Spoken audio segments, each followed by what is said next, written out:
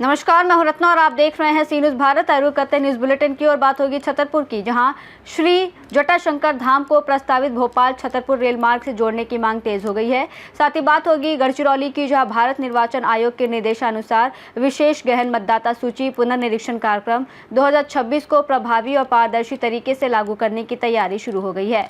ऐसी तमाम खबरों पर विस्तार से चर्चा करेंगे।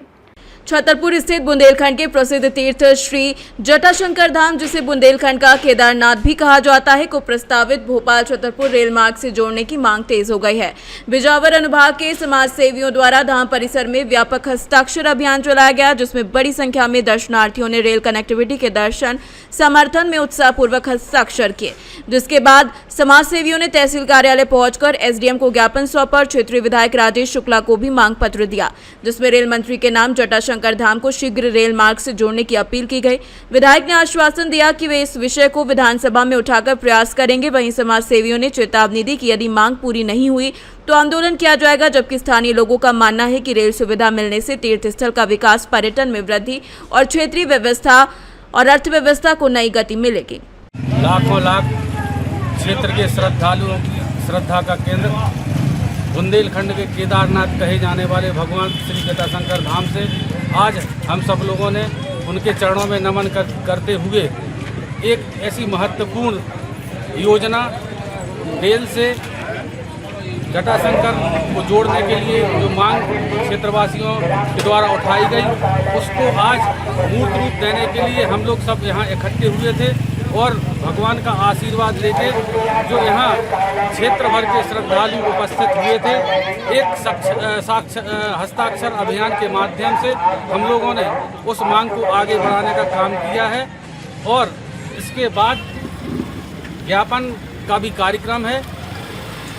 बिजावर में एसडीएम महोदय, माननीय विधायक महोदय को ज्ञापन सौंपेंगे और उनसे आग्रह करेंगे कि इस मांग को ऊपर तक पहुंचाएं और जो परियोजना का प्रस्ताव है उसमें श्री जटाशंकर धाम को शामिल कर वहां पे एक रेलवे स्टेशन की स्थापना की जाए। निश्चित बिजावर क्षेत्र के लिए सौभाग्य की बात होगी और जो बिजावर के गणमान्य नागरिकों ने आवाज़ उठाई है, मैं उन्हें भी बधाई देता हूं कि बिजावर में पहली बार इतनी ताकत से जिस चीज़ की आवाज़ उठाई जा रही है। हमारा प्रयास होगा, क्योंकि बुंदेलखंड अपन का पिछड़ा क्षेत्र है, जो इसमें बताया कि रोजगार के साधन बढ़ेंगे। आज जो पलायन होता है, रेल आने से निश्चित तौर पे उद्योग आएंगे तो पलायन भी कमी होगी। पर्यटन के हिसाब से बुंदेलखंड का केदारनाथ कहे जाने वाला जटाशंकर धाम, तो पर्यटन की भी संख्या बढ़ेगी और पर्यटन से जो भी लोग बाग आएंगे उसको इस क्षेत्र की जनता को रोजगार मिलेगा। मैं अपनी तरफ से पूरा प्रयास करूंगा और मेरी तैयारी है। मैं आपको बता दूं कि मैं अशासकीय संकल्प के माध्यम से, विधानसभा मेरी 20 तारीख से 24 की है और एक अशासकीय संकल्प होता है जिसको पूरी मध्य प्रदेश की सरकार पास करके भारत सरकार को भेजती है। मेरा ऐसा प्रयास है कि वो संकल्प हम लाएंगे और पूरी विधानसभा से आग्रह करके भारत सरकार तक पहुँचाएंगे। और भी जो हमारे जनप्रतिनिधि हैं, चाहे हमारे सांसद हों, केंद्रीय मंत्री हों, जो भी हमसे परिचित दिल्ली से जुड़े जो सांसद गण हैं, उनसे भी हम आग्रह करेंगे बिजावर के नागरिक होने के कारण किस बिजावर की जायज़ मांग को आप सबका आशीर्वाद इसलिए मिले और इस मांग को पूर्ण करवाएं। छतरपुर से सी न्यूज़ संवाददाता कुलदीप सक्सेना की रिपोर्ट। दतिया से खबर है, जहां रतनगढ़ मेले में सक्रिय जेब कतरों के खिलाफ अतरेटा पुलिस को बड़ी सफलता मिली है। पुलिस ने मां बेटे की जोड़ी को गिरफ्तार कर उनके कब्जे से 70,500 रुपए नगद और तकरीबन 1,20,000 रुपए कीमत की टीवीएस अपाचे बाइक बरामद की है। पूछताछ में आरोपियों ने पूर्व की चोरी की घटनाओं में संलिप्तता स्वीकार की है। पुलिस ने मेले में जेब कटाई या चोरी के शिकार श्रद्धालुओं के से थाना अतरेटा में शिकायत दर्ज कराने की अपील की है। दतिया से सी न्यूज़ संवाददाता नितिन दांतरे की रिपोर्ट। गढ़चिरौली से खबर है, जो जिले में भारत निर्वाचन आयोग के निर्देश के अनुसार विशेष गहन मतदाता सूची पुनरीक्षण कार्यक्रम 2026 को प्रभावी एवं पारदर्शी तरीके से लागू करने की तैयारी शुरू हो गई है। जिलाधिकारी अविशांत पांडे ने कलेक्ट्रेट में राजनीतिक दलों के प्रतिनिधियों की बैठक लेकर कार्यक्रम की रूपरेखा और समय सारणी की जानकारी दी। उन्होंने बताया कि 1 अक्टूबर की अहता तिथि के अनुसार 18 वर्ष पूर्ण करने वाले सभी पात्र नागरिकों का नाम मतदाता सूची में जोड़ा जाएगा, जबकि 30 जून से 29 जुलाई तक BLO घर घर जाकर एन्यूमरेशन फॉर्म भरेंगे। साथ ही साथ 5 अगस्त को प्रारूप मतदाता सूची प्रकाशित की जाएगी, जिसमें कुल 8,28,904 मतदाताओं का सत्यापन किया जा रहा है, जिसमें अब तक तकरीबन 91% मैपिंग पूरी हो चुकी है। वहीं त्रुटियों के भी सुधार किए जाएंगे। अंतिम मतदाता सूची 7 अक्टूबर को प्रकाशित होगी। गढ़चिरौली से सी न्यूज संवाददाता चंद्रशेखर पुलगम की रिपोर्ट। ललितपुर के तालाबपुरा मोहल्ला निवासी महेश कुमार चौबे ने जिलाधिकारी को प्रार्थना पत्र देकर धनुषधारी मंदिर की संपत्ति पर अवैध कब्जे की साजिश का गंभीर आरोप लगाया है। उन्होंने कहा कि कुछ भूमाफिया बिजली विभाग के SDO एवं JE के साथ मिलकर मंदिर की भूमि की गलत नापजोख कर रहे हैं तथा फर्जी दस्तावेज तैयार कर संपत्ति को हड़पने का प्रयास किया जा रहा है। महेश चौबे का आरोप है कि तालाबपुरा स्थित ये मंदिर लंबे समय से धार्मिक उपयोग में है, लेकिन अब सुनियोजित तरीके से इसके अभिलेखों में हेरफेर कर जमीन पर कब्जा करने की कोशिश की जा रही है। साथ ही उन्होंने चेतावनी दी कि यदि समय रहते कार्यवाही नहीं हुई तो मंदिर की बहुमूल्य संपत्ति पर अवैध कब्जा हो सकता है। नाम है आपका? हमारा नाम महेश कुमार चौबे। कहाँ के रहने वाले हैं आप? श्री धनुषधारी जी मंदिर तालाबपुरा ललितपुर। क्या मामला लेकर आए हैं? मामला ये लेके आए हैं कि 1 महीने पहले हमारा मीटर लगा रहा है, 1 महीने से विद्युत विभाग वालों ने। 1 महीना बाद शरद खेरा गहोई सेवा समिति एक बनाए हुए हैं, उनके कहने पे विद्युत विभाग के JE ने मीटर निकाल रहा है हमारा बगैर कोई सूचना और नोटिस के, जो कि इनके ऊपर 420 6871 का इनके ऊपर मुकदमा दर्ज है। शरद खेरा किनके ऊपर? शरद खेरा गहोई सेवा समिति।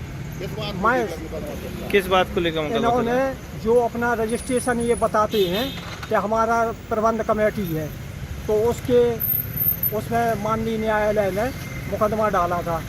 तो जो कि माननीय न्यायालय ने पुलिस की डिमांड खारिज करते हुए शरद खेरा और जो अन्य 10 लोग हैं सदस्य समिति के, जैसे ब्रिज किशोर गुप्ता, अशोक गुप्ता, अमित गुप्ता, तो इनके ऊपर माननीय न्यायालय ने खारिज करके वापस रिमांड भेजा है। जो कि इनसे विद्युत विभाग वालों से हमने कहा भी कि 420 के मुल्जमान है शरद खेरा गहोई सेवा समिति वाले, लेकिन उन्होंने हमारे एक भी प्रपत्र को देखा नहीं और बोले कि नहीं तुम्हारे सब कागज फर्जी है और हम मीटर खींच के लाए। JE साहब बोले। तो क्या मीटर खींच गया? क्या मीटर खींच लाए? फिर क्या अभी क्या आपके यहाँ लाइट है कि नहीं है? और जब हमने अनुनय विनय किया कि हमारी वृद्ध माँ है, बेटी का ऑपरेशन हुआ भोपाल एम्स में, तो वो भी अस्वस्थ है, तो उन्होंने डायरेक्ट लाइन से जोड़ दिया। किसने जोड़ा? JE साहब ने।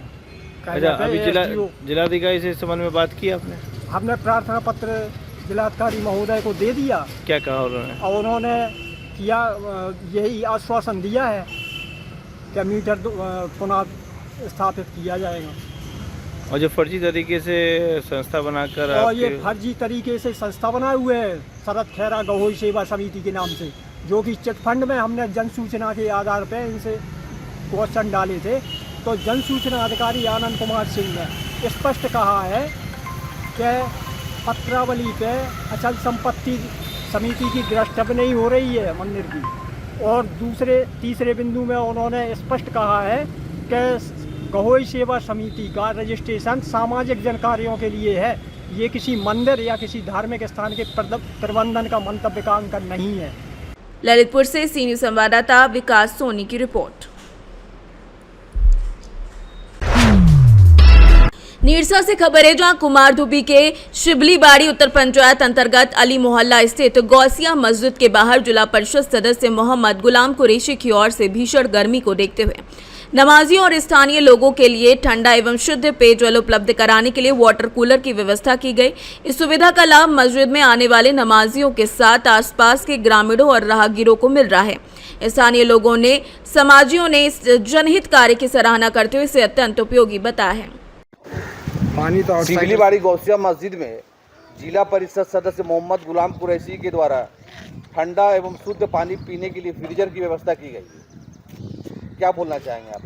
नहीं, ये सही व्यवस्था है। यहाँ हज़ारों लोग पानी पीता है, इसलिए कि नमाजी लोग भी पीता है और अदर लोग भी पीता है, मोहल्ले का भी लोग भी पीता है। पीने का पानी बढ़िया है, बहुत अच्छा बात है। इससे पहले भी गुलाम कुरैशी दिया था अपने तरफ से माँ के नाम से, लेकिन वो फ्रिज जो है किसी वजह से ख़राब हो गया तो हट गया। ये नया फ्रिज लगा। कब लगाया गया ये फ्रिज? ये लगभग 1 हफ्ता पहले लगा। 1 सप्ताह पहले आया उससे पहले, लेकिन चालू हुआ 1 हफ्ता पहले, है ना? 29 है तो मतलब जैसे लगा होगा 22 का संभव। हाँ, मान के चलिए, मैंने 1 हफ्ता पहले आया है और 1 हफ्ता पहले लगा, उससे पहले आया हुआ था। अपना परिचय दे दीजिए। मेरा नाम है जाहिद खान, अली मोहल्ला, मस्जिद से कुछ नहीं। ठीक है, धन्यवाद। क्या कहेंगे बताएं यहाँ जो नहीं, ये जो फ्रीज़र की व्यवस्था की गई है वो जनसाधारण के लिए मतलब जो है सो बहुत ही लाभप्रद है, इसमें कोई संदेह नहीं।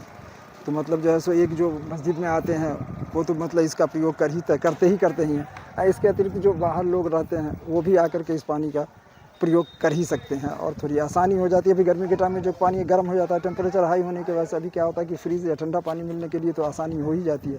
तो क्या अच्छा काम है, समझ गए, ये होना चाहिए था, वो भी अच्छी बात है। किनकी तरफ से लगाया गया है? ये संभवतः माननीय क्या नाम है गुलाम कुरैशी साहब जो है जो कि जो परिषद क्या है जिला परिषद है, वो उन्हीं के द्वारा ये मतलब जो व्यवस्था की गई। क्या नाम आपका? मेरा नाम मोहम्मद कैसर। Thank you. नेरसा से सी न्यूज़ संवाददाता आजाद अंसारी की रिपोर्ट। खबर दतिया से, जो इंदरगढ़ कस्बा में खरीफ सीजन में किसानों को गुणवत्तापूर्ण खाद बीज उपलब्ध कराने और कालाबाजारी पर रोक लगाने के लिए दतिया जिला प्रशासन ने सख्ती बढ़ा दी है। कलेक्टर स्वप्निल वानखेड़े के निर्देशन में सेवड़ा एसडीएम अशोक अवस्थी के नेतृत्व में कृषि विभाग की टीम ने खाद बीज विक्रेताओं की दुकानों पर ताबड़तोड़ छापेमारी की। इस दौरान स्टॉक, लाइसेंस, बिल और विक्रय अभिलेखों की जाँच की गई। अधिकारियों ने दुकानदारों को निर्धारित दरों पर ही बिक्री करने और किसी भी तरीके की अनियमितता से बचने की चेतावनी दी है। प्रशासन ने साफ कहा है कि नियमों के उल्लंघन पर कड़ी कार्रवाई की जाएगी। ऐसे निरीक्षण आगे भी लगातार जारी रहेंगे। इंदरगढ़ से सी न्यूज़ संवाददाता पंकज बुधौलिया की रिपोर्ट। पन्ना से खबर है, जहां हीरा नगरी ने एक बार फिर अपनी चमक बिखेरते हुए अहिरगवा क्षेत्र की एक निजी हीरा खदान में काम कर रहे राजू आदिवासी को तकरीबन 11 कैरेट से ज्यादा उज्जवल किस्म का बेशकीमती हीरा दिलाया है, जिसे उन्होंने नियमानुसार पन्ना हीरा कार्यालय में जमा करा दिया है। विशेषज्ञों के मुताबिक हीरे की अनुमानित कीमत 30 लाख रुपए से अधिक आंकी जा रही है। इसे आगामी नीलामी में रखा जाएगा, जहां इसकी वास्तविक कीमत बोली के आधार पर तय होगी। खास बात यह है कि इससे पहले भी लगभग 2 साल पूर्व इसी क्षेत्र में राजू को 19 कैरेट का हीरा मिला था, जिसकी नीलामी 93 लाख में हुई थी। एक बार फिर मिले इस हीरे से जहां पन्ना की पहचान मजबूत हुई, वहीं खदानों में काम कर रहे मजदूरों की उम्मीदें और बढ़ गई हैं। मिला है, कितने कैरेट का है और क्या किसको मिला है, कहाँ मिला? बताना चाहेंगे कि आज दिनांक 28 तारीख को अहिरगांव कैंप में राकेश गौड़ पिता श्री चिन्वादा गौड़ के द्वारा खदान लगाई गई थी और उनको आज 11.19 कैरेट का उज्जवल किस्म का हीरा मिला है। हीरा कैसा है और ये उज्जवल किस्म का हीरा है, जो कि अभी बाल्की जी के द्वारा बताया गया है। अनुमानित कीमत लाखों में? हाँ, अनुमानित कीमत मूल्यांकन के पश्चात बताई जाएगी, लेकिन अनुमानित कीमत में लाखों में ही लगभग होगी। कुछ पार्टनर है क्या इसमें? हाँ, इसमें एक इनके पार्टनर भी रहे हैं, वो भी यहाँ कार्यालय में उपस्थित होकर उनके द्वारा भी हीरा जमा करवाया गया। कैसे खदान लगाई और कितने कैरेट का हीरा मिला है? सर अभी तो जे पहले भी हम खदान खोदते ही रहे सर, कुछ दिन मजदूरी करते थे, कुछ दिन खदान, यही सर हमारा धंधा रहा। तो पापा के जो हीरा मिला था नाम से पट्टा बनवाया था पट्टी में, वो मिला था हमको 19 कैरेट 22 सेंट का। और ये दूसरा हीरा है सर, फिर ये है 11 कैरेट 19 सेंट। क्या करोगे सर पैसा तो कौन सा ज़्यादा पैसा है कि क्या करेंगे, वो तो एक हमारा मकान नहीं बनना है सर, लड़का बच्चन की पढ़ाई है, जमीन सोच रहे सर बन जाए, अभी वही पैसा तो हमारा सब जमीन ट्रैक्टर पहले लगाई?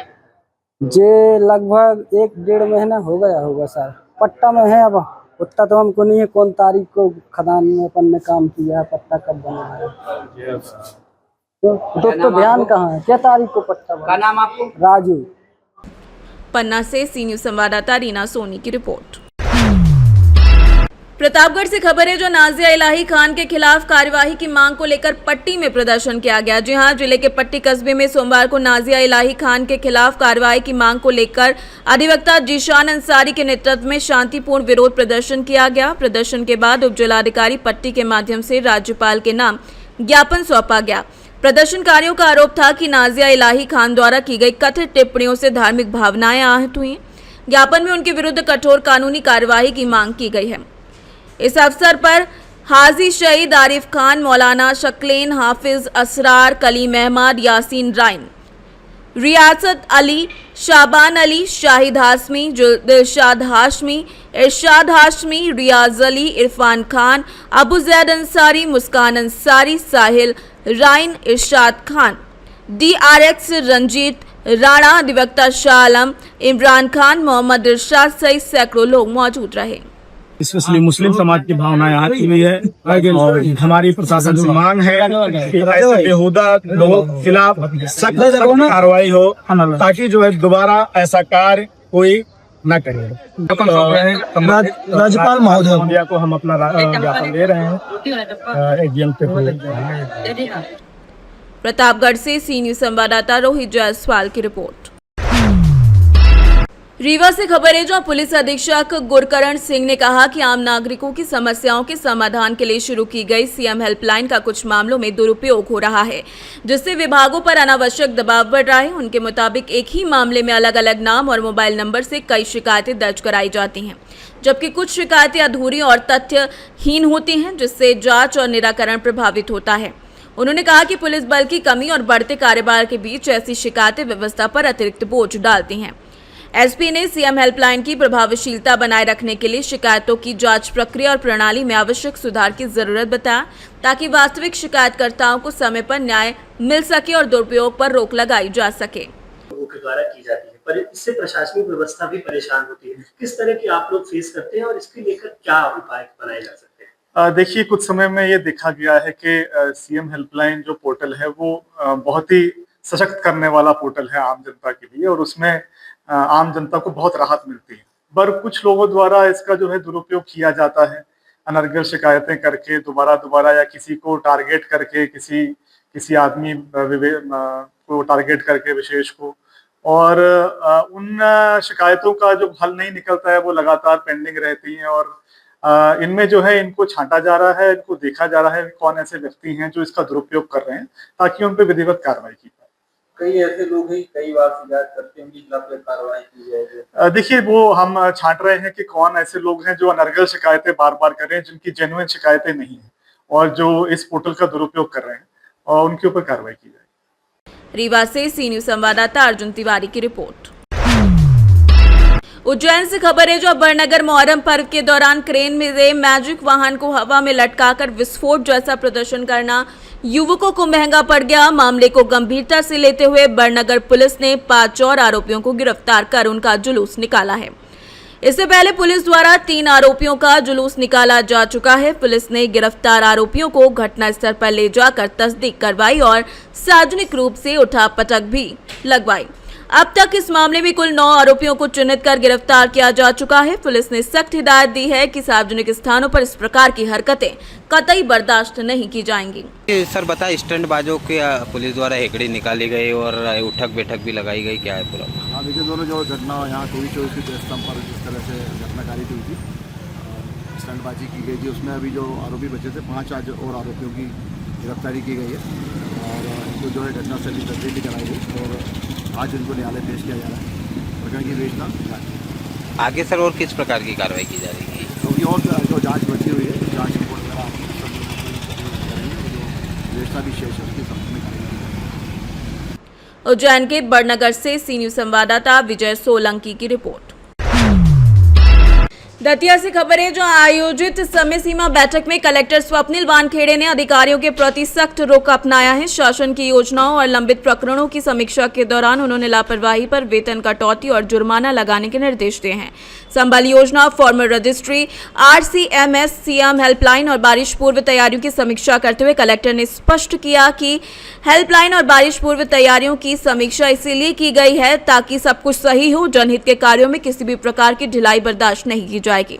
अधिकारियों को लंबित प्रकरणों का समय सीमा में निराकरण कर योजनाओं का लाभ पात्र हितग्राहियों तक समय पर पहुंचाने के निर्देश दे दिए गए हैं। दतिया से सी न्यूज संवाददाता नितिन दांतरे की रिपोर्ट।